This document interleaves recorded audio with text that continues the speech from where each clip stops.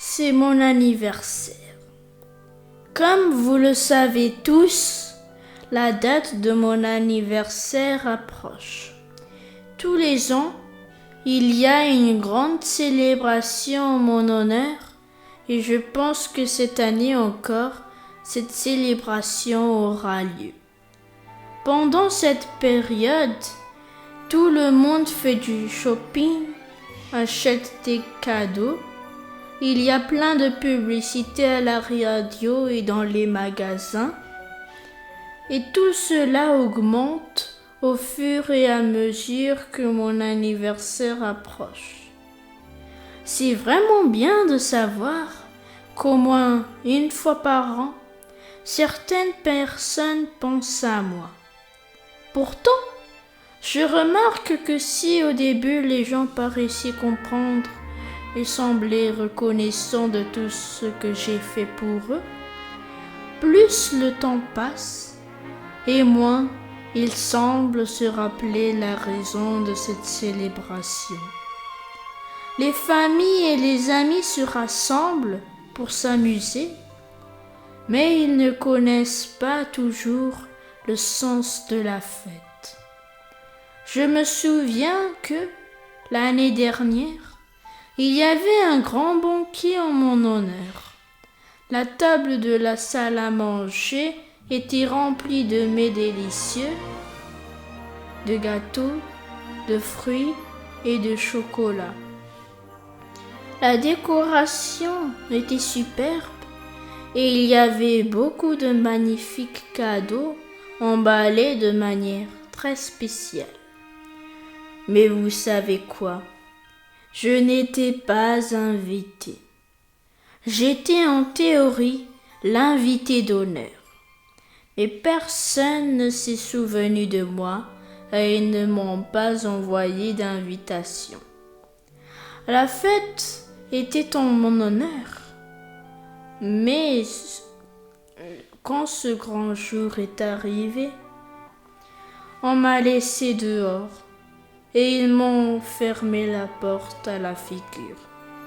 Et pourtant, moi, je voulais être avec eux et partager leur table. En réalité, je n'étais pas surpris de cela, car depuis quelques années, toutes les portes se referment sur moi. Comme je n'étais pas invité, j'ai décidé de me joindre à la fête sans me faire remarquer, sans faire de bruit. Je me suis mis dans un coin et j'ai observé. Tout le monde buvait, certains étaient ivres, ils faisaient des farces, riaient à propos de tout. Ils passaient un bon moment.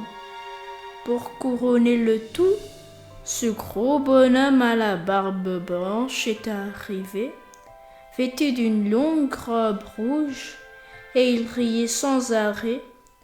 Oh, oh, oh!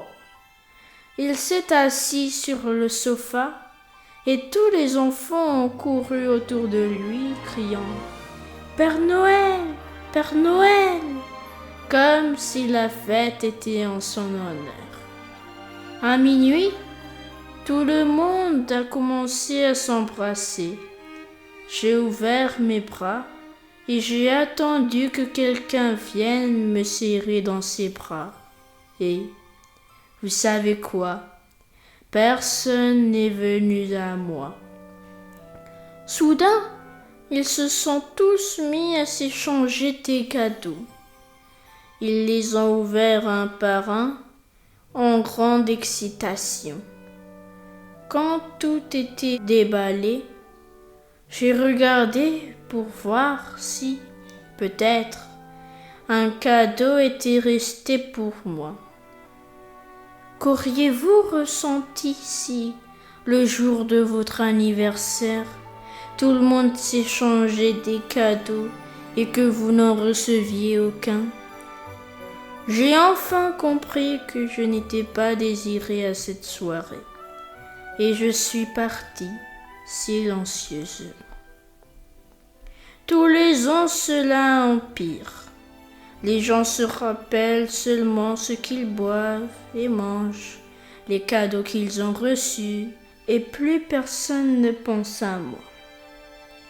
J'aurais voulu, pour la fête de Noël cette année, que vous me laissiez entrer dans votre vie. J'aurais souhaité que vous vous rappeliez qu'il y a 2000 ans de cela, je suis venu au monde dans le but de donner ma vie pour vous, et en définitive, pour vous sauver. Aujourd'hui, je souhaite seulement que vous croyiez à cela de tout votre cœur. Comme nombreux sont ceux qui ne m'ont pas invité à leur fête l'an passé, je vais, cette fois, organiser ma propre fête. Et j'espère que vous serez nombreux à me rejoindre. En guise de réponse positive à mon invitation, envoyez ce message au plus grand nombre de personnes que vous connaissez. Je vous en serai éternellement reconnaissant. Je vous aime très fort, Jésus.